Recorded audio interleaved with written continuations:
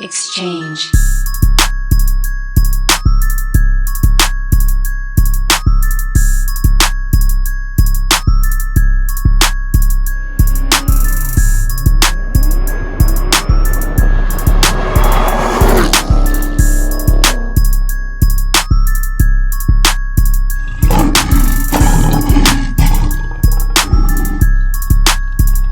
What's up, guys? Your boy Russ again, back with another one. On this one, I just want to compare the Scatpack and the Hellcat.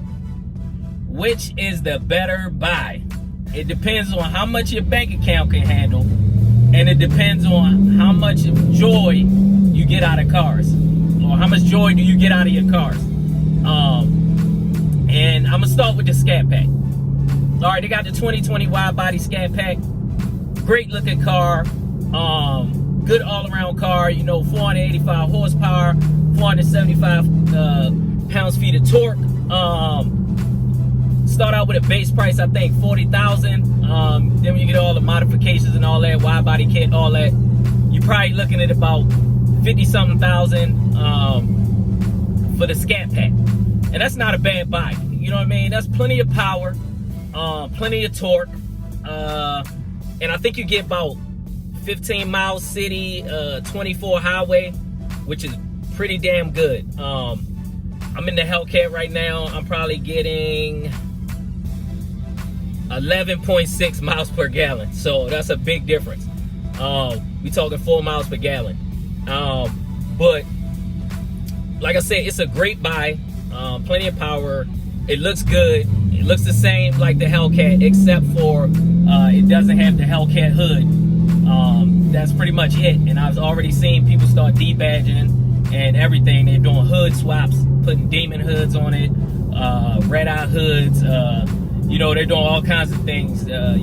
Change it up a little bit. I'm not trying to say they're impersonating the Hellcat, but you can do little things and people might think it's a Hellcat. Somebody pulled up on me the other day. I was in my Scatpack, and they was like, "Oh man, nice Hellcat." And I was like, "It's a Scatpack, but thank you, I appreciate it." But I do got a Hellcat. But it's a great looking car, man, and you can't go wrong with that. And 485 is plenty for a lot of people. You know what I mean? Not everybody need the raw power of a Hellcat. So yeah, even if you take it to the track, 485 is pretty good on the track. I mean, you can do a bunch of little bolt-ons, headers, intake, tune, E85, all those little simple things that give you more power. And I think 600 horsepower in the Scatpack, if you can do it, is plenty enough. Or you know what I mean? If you want to go nitrous or something like that, but I really don't recommend it. But that's plenty enough, man, especially if you just want to have the power every now and then, like you don't want to just use it all the time. That's pretty good for a Scatpack, even when you mod it. But understand this, unless you do internals and everything, they don't respond well to boost. If you do boost it, you can only have low boost, so like 6 pounds, something like that, without doing the internals. Then you can turn up the boost and all that. But to me, it's like, for the amount of money that you're gonna put into that car to get substantial power, to be equivalent or better than the Hellcat, it's just not worth it on that end. So if you're just comfortable with that amount of horsepower, then that car is perfect for you. I promise you. Like, I love my Scatpack. It's just I wanted more power, and that's just me. That's how I am. I already had a taste of the Hellcat. I wanted to get back to that 707 power, because it's on tap whenever I need it.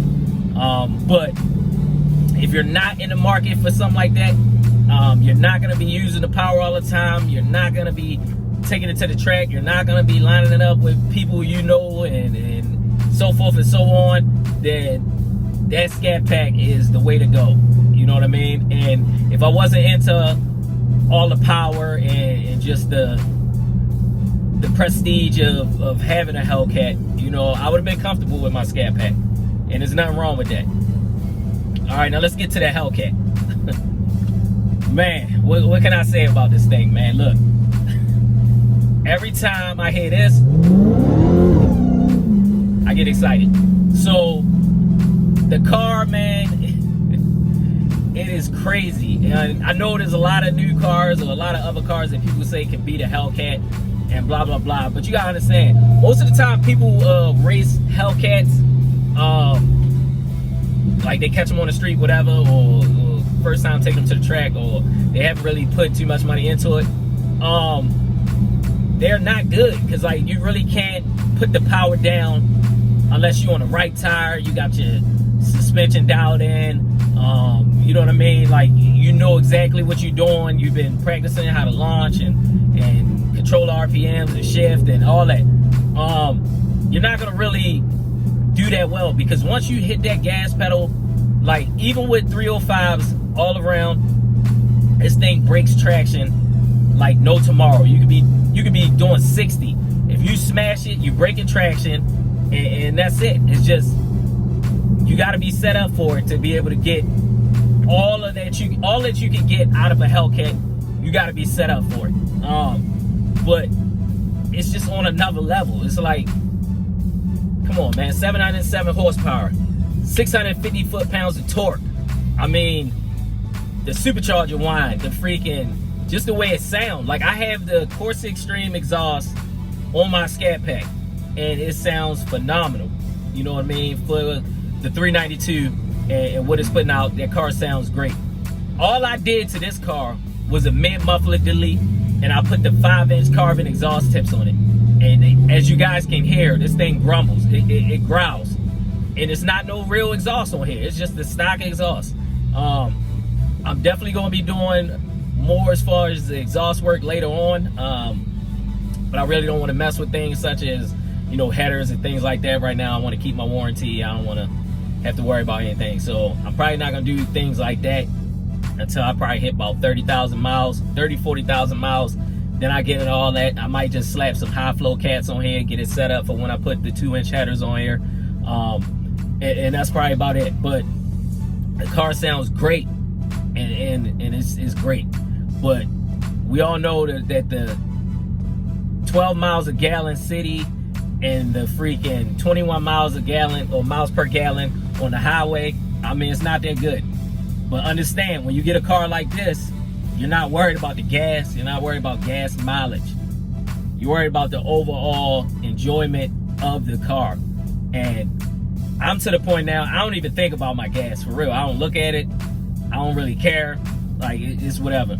I just know when it's time to fill up, I gotta fill up. So the car is just exciting, man. And like I said, some people just get it just for the cool factor, the it factor of having a Hellcat. Some people get it because they actually track it. Some people get it because they just like to, you know, street race or whatever, and they just want to have a powerful car. But understand this though, like I said with the Scatpack, you start at 40 grand. After the options, all that, you probably get up to about 50 something. This car starts at 69. You know what I mean? And then with all the options and everything, you talking upwards to freaking closer to $80,000 for this car.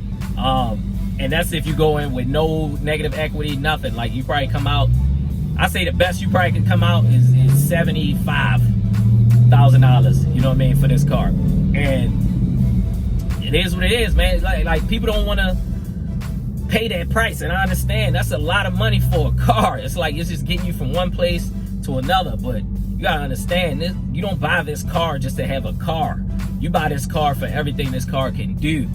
And shoot, if I was stationed in Germany like how I was back in back in 2008, I was stationed in Germany. Oh my God, I would love to have this car over there on the Autobahn. And I would love to take this car to the Nürburgring. There's a video of a guy on the Nürburgring with a Hellcat, and it's turning. I know people say Hellcats can't turn, but he was doing pretty good in my eyes. So, like I said, this car is just an all-around animal. And for the price point, if you're not worried about luxury, this is your best option. Now, if you want something that's luxurious and nice and all that, you might want to go BMW, you might want to go Audi, things of that nature. But this is not why we buy this car. We buy this car for the raw power, the raw motor, the supercharger, the whine, all that. So, like I said, in my opinion, this is my opinion. I'm not trying to push it on anybody else. If I looked at it and it was like, I'm going to spend either $60,000, anywhere from 50 to 60 for a car, or I'm going to spend anywhere from 75 to 85,000 for a car, I'm going to get the car that is going to make me the most happy. And that's what it boils down to. Which car is going to make you the happiest? Is it going to be the Scat?